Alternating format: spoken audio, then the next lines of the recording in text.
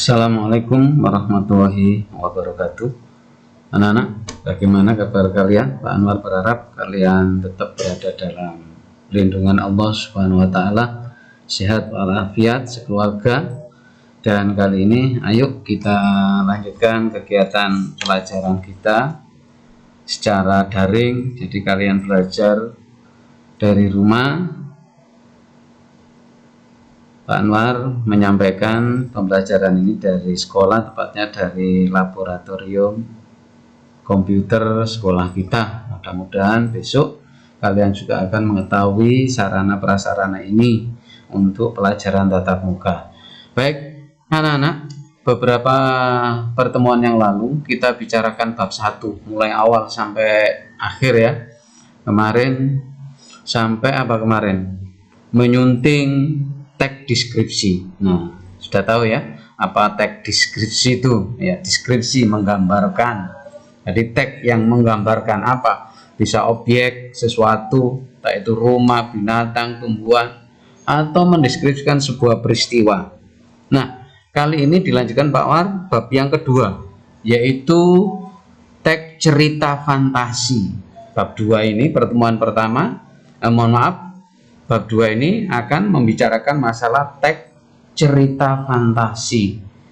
Dalam kegiatan ini kurang lebih ada 4 kali pertemuan. Pertemuan yang pertama pagi hari ini nanti kita akan membicarakan mengenai sama dengan tag deskripsi kemarin.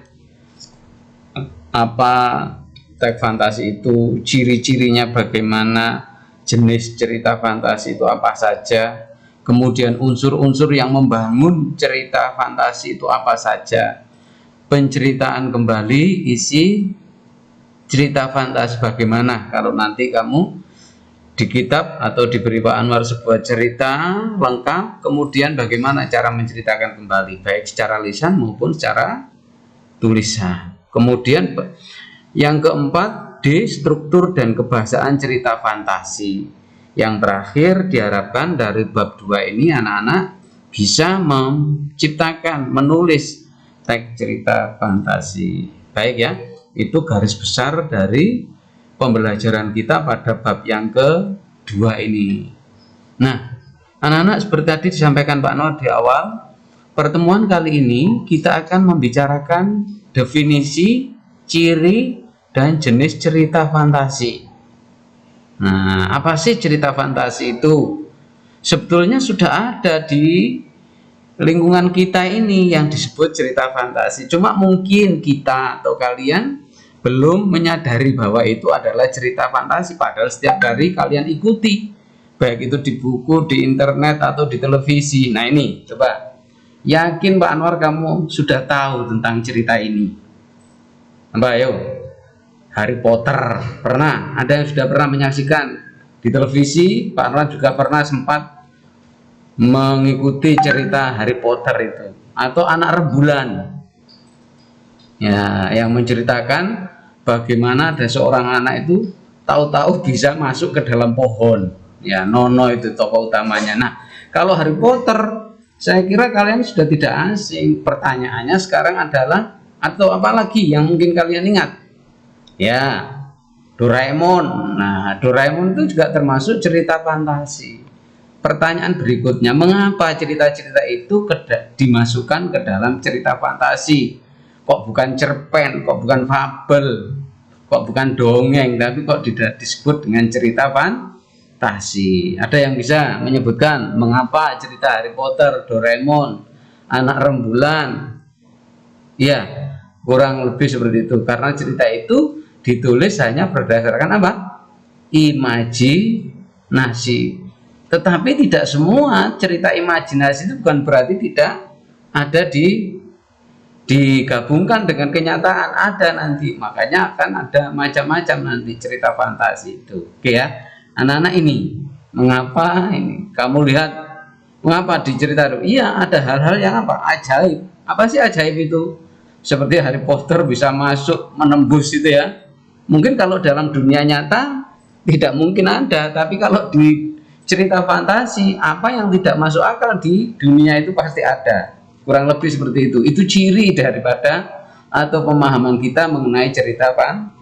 fantasi. Nah, ini dalam kegiatan ini ada 4 kompetensi dasar ya, 3.1 sampai 4.4 ini. Yang pertama ini nanti mengidentifikasi unsur-unsur cerita fantasi yang kalian baca atau kalian dengar. Bisa kalian lihat di televisi, kalau di radio ya didengar ya, kalau di televisi ya didengar dan dilihat, kalau teks ya dibaca.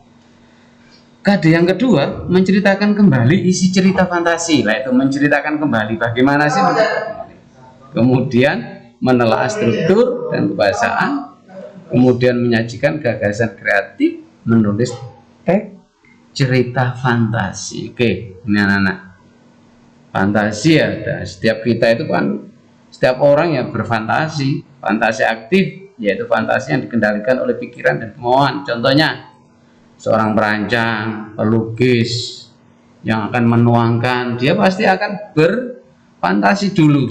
Nah, itu berarti positif, fantasi yang positif.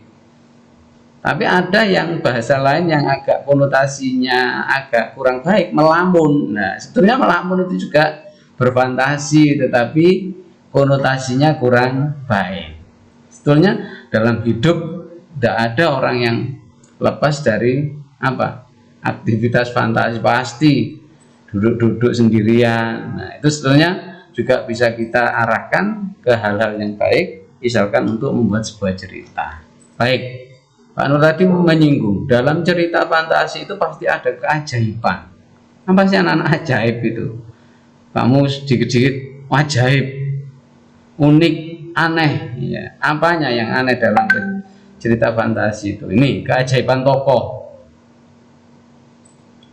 Contohnya apa? Di teks 1 di bukumu itu ada cerita yang menceritakan tentang Komodo ya. Di mana Komodo itu? Di negara kita itu ada di Pulau Komodo, Nusa Tenggara Timur. Apa keanehan tokoh itu? Komodo bisa melatih anak buahnya menyerang siluman pada binatang.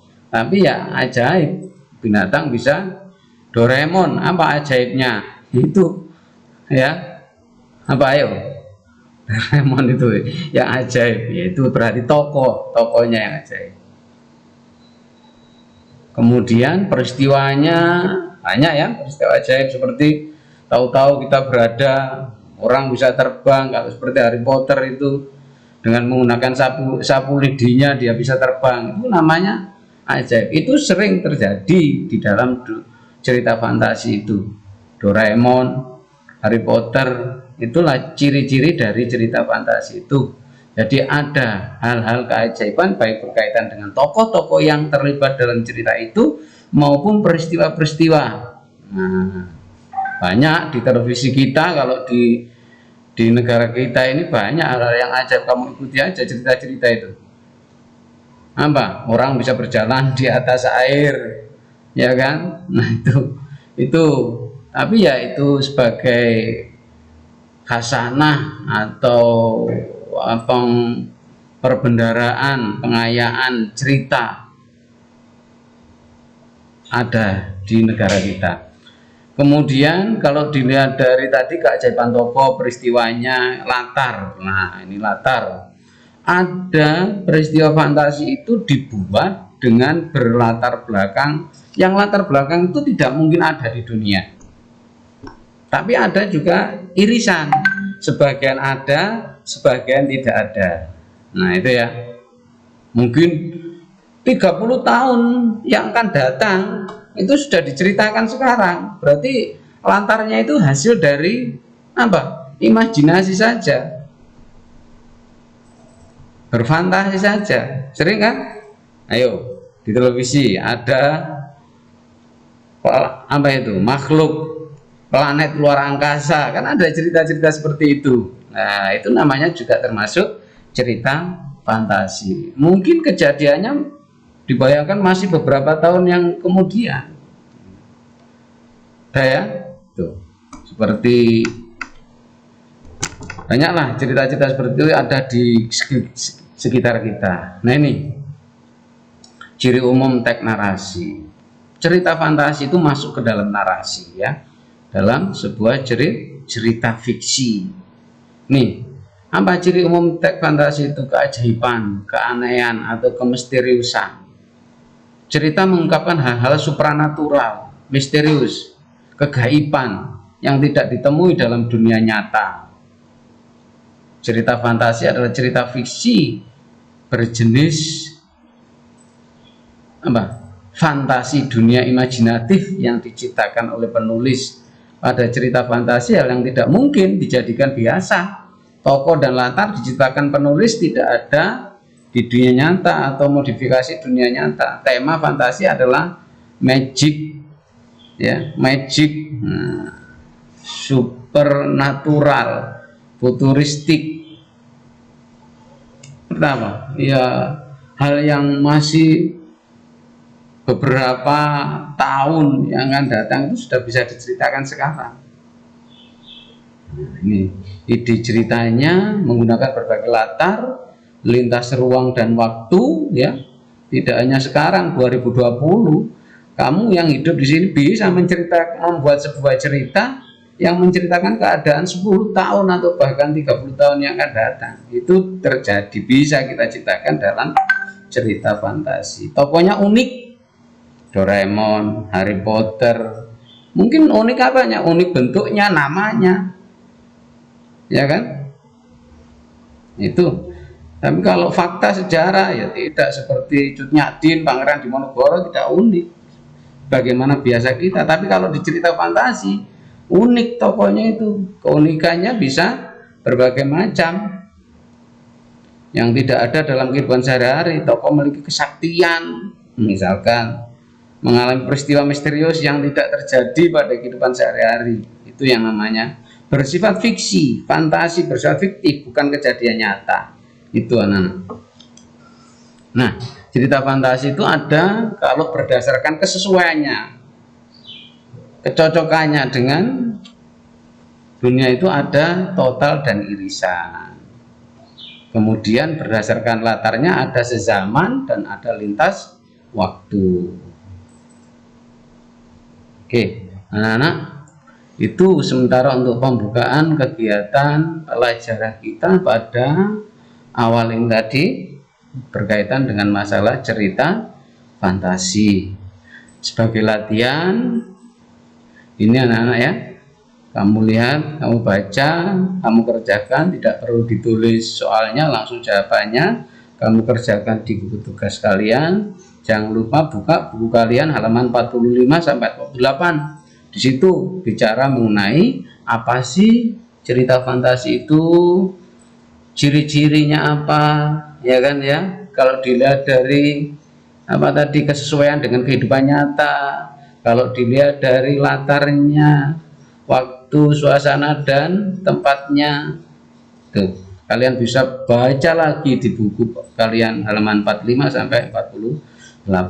Anak, pelajaran ini disarikan, ditulis Pak Anwar berdasarkan buku-buku yang sudah ada seperti ini. Buku bahasa Indonesia yang ditulis oleh Ibu Ika Stianingsi dan kawan-kawan kelas 7. Kemudian bahasa Indonesia buku paket kita yang ditulis oleh Ibu Titi Arsyati yang diterbitkan oleh Kemendikbud. Saya kira itu anak-anak. Terima kasih atas perhatiannya dan saya akhiri. Assalamualaikum warahmatullahi wabarakatuh.